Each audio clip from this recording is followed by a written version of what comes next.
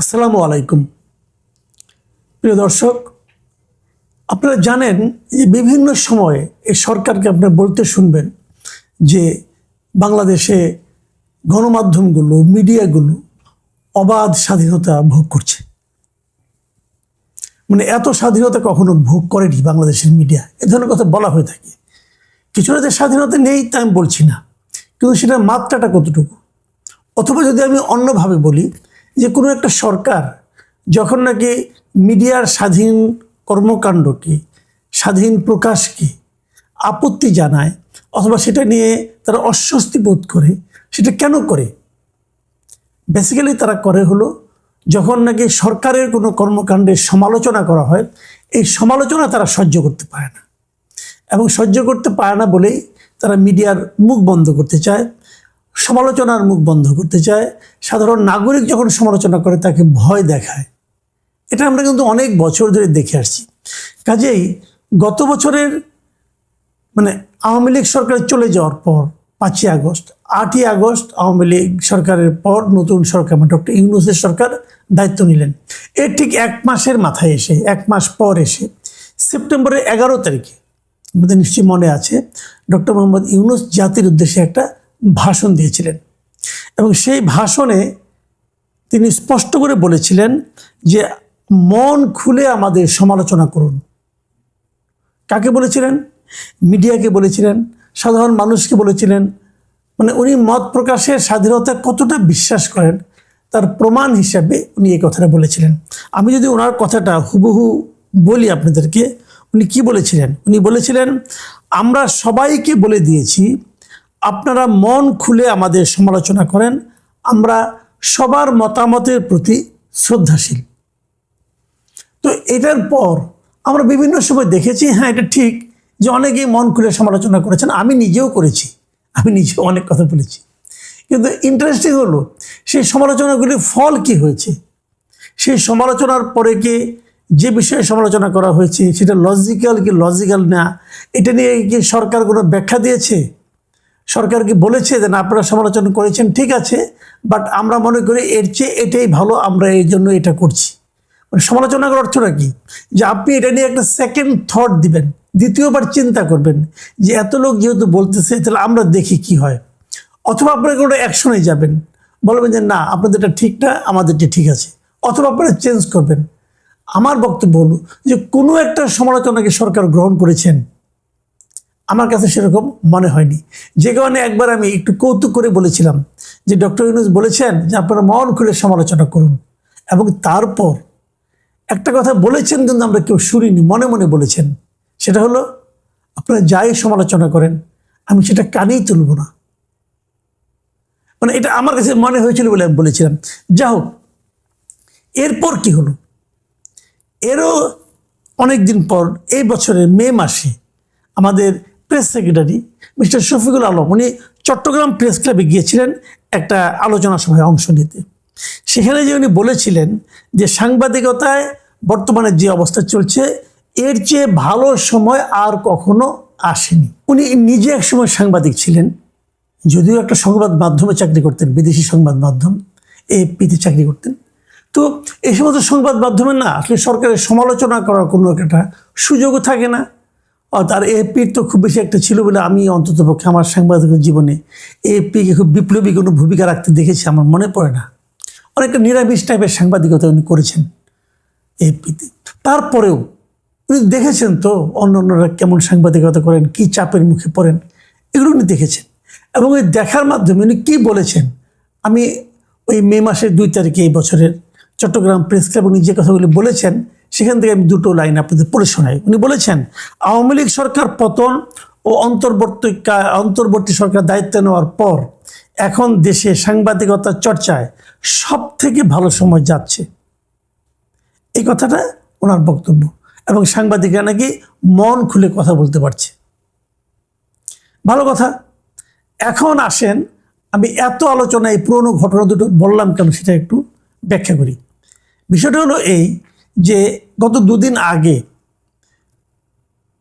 একটা তথ্য বেরিয়েছে, সেটা গুগল বের করেছে। গুগল বাংলাদেশের যে সমস্ত প্ল্যাটফর্মগুলি পরিচালনা করে তার মধ্যে একটা হলো ইউটিউব। ইউটিউব গুগল পরিচালনা করে। কিন্তু ইউটিউবের মাধ্যমে অনেকে অনেক কিছু বলে, অনেক ভিডিও এখানে অনিয়ার হয়। এগুলোর ব্যাপারে গুগলের নিজস্ব একটা পলিসি আছে এবং সেই পলিসির মাধ্যমে তারা কিন্তু অনেক ভিডিও কিন্তু ফেলে দেয়। আপনারা শুনলে অবাক হবেন যে বাংলাদেশে গত 2025 সালের জানুয়ারি থেকে জুন পর্যন্ত গুগল কতগুলি ভিডিও ফেলে দিয়েছে ধারণা করতে পারেন? মানে বাংলাদেশ থেকে ভিডিও আপ করা হয়েছে, সেই ভিডিওগুলির মাঝখান থেকে তারা অনেকগুলো ভিডিও ফেলে দিয়েছে যেগুলো নাকি তাদের পলিসি মেনটেন করে হয়নি, হয়তো চুরিচামারি করছে, এর কাছ থেকে নিছে, ওর কাছ থেকে নিছে, বিকৃত করেছে, এই সমস্ত। সেরকম ভিডিওর সংখ্যা হলো 6,21,655টি। মানে এত প্রায় 6.5 লাখ ভিডিও তারা তাদের ইয়ে থেকে ফেলে দিয়েছে যে এগুলো সম্পন্ন ভিডিও নয় এবং এগুলোর মধ্যে মানুষের কুৎসা আছে, মানুষকে গালাগালি করা আছে, এই জন্য এগুলো তারা একদম জাস্ট ফেলে দিয়েছে। এতগুলি ফালানোর পরও তার মানে তারা কিন্তু ভিডিও ফালানোর ক্ষেত্রে খুব একটা কার্পণ্য করে না। কিন্তু তারপরও দেখা গেছে এবছর সরকার এই গুগলকে অনেকগুলি ভিডিও ফালানোর জন্য, সরিয়ে ফেলার জন্য অনুরোধ করেছে, ভিডিও অথবা নিউজ অনেকগুলো। কতগুলো করেছে ধারণা আছে আপনার? মানে এবছর সব মিলিয়ে 279টি অনুরোধ করেছে অন্তর্বর্তীকালীন সরকার। 279টি ভিডিওকে সরানোর জন্য, ভিডিও এবং কন্টেন্ট এবং নিউজ সরানোর জন্য তারা গুগলকে রিকোয়েস্ট করেছে। গুগলের বেশিরভাগই তাদের অনুরোধ রাখেনি, কারণ সরকার যেগুলো করেছে, কেন এগুলো সরকারের অধিকাংশ সরকারের সমালোচনামূলক ভিডিও, মানে এই ভিডিওগুলোতে সরকারের সমালোচনা করা হয়েছে। তো গুগলের বক্তব্য হলো যে সমালোচনা তো করতেই পারে, দেখতে হবে মিথ্যা কিনা, কিন্তু তারা মিথ্যা খুঁজে পায়নি, সরায়নি। তাহলে এখন আমার প্রশ্ন হলো, সরকার কেন সরাতে বললেন? তাহলে সরকারকে তার বিরুদ্ধে যারা সমালোচনা করেছে সেই সমালোচনাগুলিকে সহ্য করতে পারেন না, তাহলে অনুরোধ করবে কেন? এবং ম্যাক্সিমাম অনুরোধ করেছে বিটিআরসি। বিটিআরসি হলো টেলিযোগাযোগ নিয়ন্ত্রণ কমিশন, যেটা সরকারের একটা প্রতিষ্ঠান। তারাই ম্যাক্সিমাম কিন্তু রিকোয়েস্ট করেছে গুগলকে যে এগুলো সরিয়ে ফেলেন, এবং গুগল তাদের রিকোয়েস্টের ম্যাক্সিমাম রিকোয়েস্ট তারা রাখেনি, অগ্রাহ্য করেছে। কিন্তু এরা রিকোয়েস্ট করেছে, তারপরে রিকোয়েস্ট করার দরকারটা পড়লো কেন? এই কারণে পড়লো যে এই সমালোচনাগুলি সরকার নিতে পারছিল না। যদি সরকার নিতে না পেরে, সমালোচনাগুলি সহ্য করতে না পেরে গুগলকে রিকোয়েস্ট করে যে সরিয়ে ফেলে, এবং তারা কিন্তু জানে যে গুগল প্রতি বছর 6 মাস পর পর তাদের কাছে কে কত রিকোয়েস্ট পাঠায়, কোন দেশ থেকে কত রিকোয়েস্ট আসে যেগুলি কন্টেন্ট অপসারণ করার জন্য, তার একটা তালিকা তারা প্রকাশ করে কিন্তু। এবং সেই তালিকার থেকে এই তথ্যগুলো আমরা পেয়েছি। এটা নিয়ে প্রথম আলো রিপোর্টও করেছে আজকে, একটা ইন্টারেস্টিং, আপনারা পড়ে দেখতে পারেন। তো তাহলে তারা জানে যেটা এটা গুগল প্রকাশ করে দিবে, তারপরেও সরকারের রিস্কটা কেন নিল? নিয়েছে এই কারণে তারা আসলে সমালোচনাকে সহ্য করতে পারছে না। ওই যে ডক্টর মোহাম্মদ ইউনূস বলেছিলেন যে আপনারা প্রাণ খুলে সমালোচনা করুন, ওটা আসলে কথার কথা ছিল। উনি বলেছেন প্রাণ খুলে সমালোচনা করুন, কিন্তু ওনার প্রতিষ্ঠান সমালোচনা করে আবার সরিয়ে নেওয়ার জন্য গুগলকে রিকোয়েস্ট করছে। তাহলে বুঝতেই পারছেন, একটা প্রতিষ্ঠান, একটা মানুষ, একটা সরকার সমালোচনাকে কখন সহ্য করতে পারে না বলেন তো? যদি সমালোচনাটা তাদের গায়ে লাগে। কখন গায়ে লাগে? যখন সমালোচনাটা মিলে যায়। আমরা ছোটবেলায় একটা প্রবাদ শিখেছিলাম না, যে কানাকে কানা বলিও না, খোরাকে খোরা বলিও না, ইহাতে ওনারা মনে দুঃখ পায়।